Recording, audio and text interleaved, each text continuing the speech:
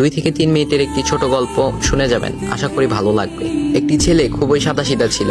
সে একটি দোকানে চাকরি করত। ছেলেটির বেতন ছিল মাত্র 5,000 টাকা। ছেলেটির দোকানের সামনে দিয়ে প্রতিদিন একটি মেয়ে স্কুলে যেত। মেয়েটি প্রতিদিন বোরকা পরে যেত, কিন্তু প্রায়ই মুখটা খোলা থাকতো। একদিন হঠাৎ করে ছেলেটির নজর পড়লো মেয়েটির দিকে। এভাবে বেশ কয়েকদিন যাবার পর মেয়েটি বুঝতে পারলো ছেলেটি তাকে লক্ষ্য করে। মেয়েটিও বাঁকা চোখে ছেলেটির দিকে তাকাতে শুরু করলো। ছেলেটি মেয়ের চলাফেরা দেখে মুগ্ধ হলো। আফসোস করতে লাগলো, ইস, যদি আমিও আজ পড়াশোনা করতে পারতাম, তাহলে সাহস করে মেয়েটির সাথে কথা বলতে পারতাম। মেয়েটি বুঝতে পারলো ছেলেটি তাকে ভীষণ পছন্দ করে। তাই একদিন মেয়েটি ছেলেটির দোকানের পাশে দাঁড়িয়ে রইল। তখন ছেলেটি দুপুরের খাবার খাওয়ার জন্য দোকানের বাইরে আসে। সে চায়ের দোকানে গিয়ে 5 টাকার একটি রুটি খেয়ে পানি পান করে আসতে লাগলো। তখন মেয়েটি তার কাছে গেল। তুমি ভাত খেলে না? রুটি দিয়ে পেট ভরবে? তখন ছেলেটি মেয়েটিকে দেখে অবাক হয়ে গেল। তখন ছেলেটি বলল, আমি ভাত খেলে আমার মা, বাবা আর ছোট বোনকে কি খাওয়াবো? মেয়েটি শিক্ষিত, তাই অল্পতেই বুঝে গেল।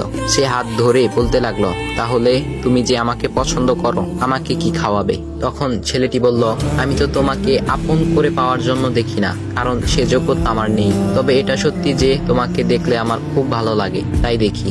মেয়েটি ছেলেটির কথা শুনে চোখের পানি ধরে রাখতে পারলো না। সে বুঝে গেল ছেলেটির চরিত্র ও ভাবনা অনেক সুন্দর। সেদিন মেয়েটি চলে গেল।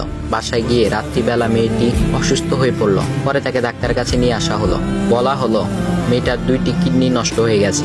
তখন মেয়ের বাবা ফোন করলো তার বন্ধুর ছেলেকে, যার সাথে বিয়ে দেওয়ার জন্য সে পাগল। কিন্তু মেয়েটি তার বাবার পছন্দের ছেলেকে বিয়ে করতে রাজি না, কারণ সে ছেলেটি টাকা থাকলেও কি হবে, তার চরিত্র খারাপ, সে লোভী।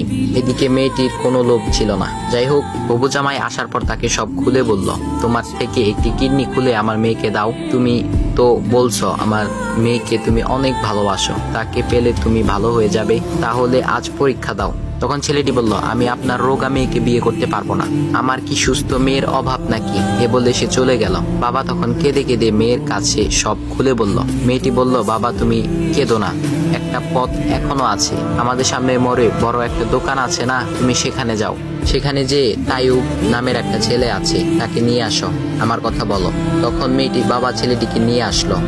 মেয়েটিকে দেখে ছেলেটির চোখ ভিজে পানি পড়তে লাগলো, কারণ মেয়ের বাবা তাকে সব খুলে বলেছে। তখন ছেলেটি মেয়েটিকে বলল, তুমি আমাকে একটা কিডনি দিবে? ছেলেটি বলল, কিডনি দেবার জন্যই আমি এসেছি। মেয়েটি তাকে বলল, তুমি কি চাও?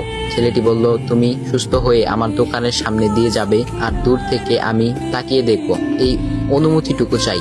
এ কথা শুনে মেয়েটিও ও তার বাবা তাদের চোখের পানি ধরে রাখতে পারলো না। অবশেষে মেয়েটি বিছানা থেকে উঠে